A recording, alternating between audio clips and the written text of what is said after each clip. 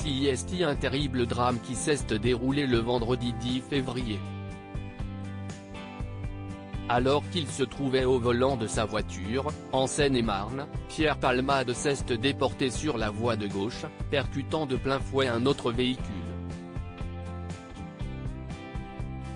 L'humoriste a grièvement blessé une femme enceinte, qui a perdu son bébé par la suite, un homme ainsi que son fils, âgé de 6 ans, qui se trouve toujours dans le coma.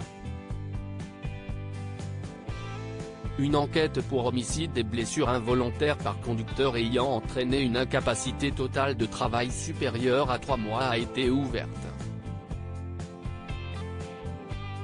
Ce lundi 13 février, CIST sur l'antenne de BFM TV que des précisions ont été apportées.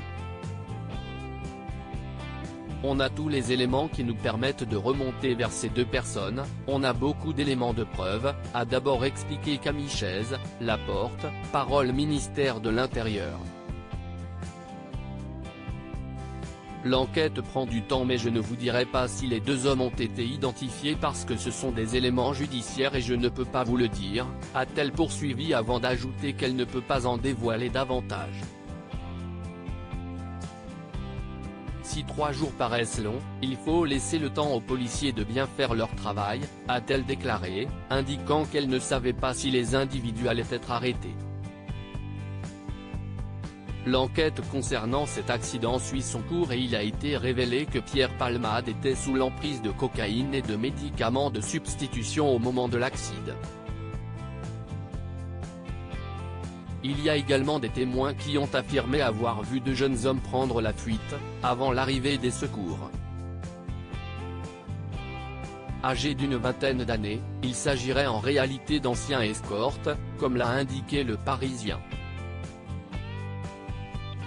Pierre Palmade avait fait leur rencontre sur les réseaux sociaux, avait expliqué une source proche du comédien.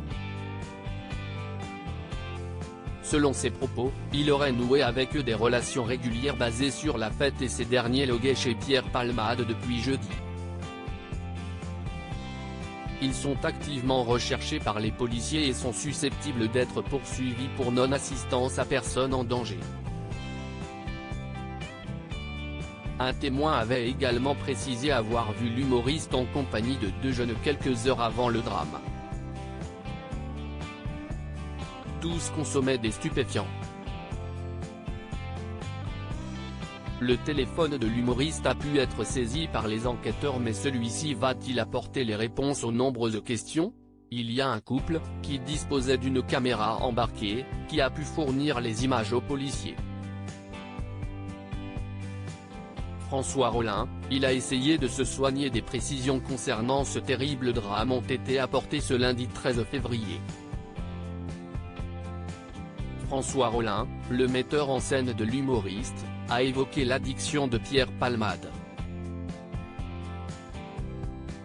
Cette addiction, je l'ai vue de près, a-t-il d'abord confié avant d'ajouter, je l'ai vu lutter. Je sais comme si est affreux. Le système de soins ne sait pas prendre en charge les addictions. Selon lui, le cas de Pierre est particulier, a-t-il précisé. Pierre Palmade a une longue histoire avec la cocaïne puisqu'il avait été condamné en 1995 pour consommation et placé en garde à vue pour usage et acquisition de stupéfiants en 2019. Il a essayé de se soigner, a affirmé François Rollin. Il a essayé très fort. Mais même avec de très bons moyens, ce n'est pas gagné. L'addiction est une maladie, a-t-il déclaré avant d'ajouter, je n'aille pas à défendre Pierre. Il a commis une faute grave.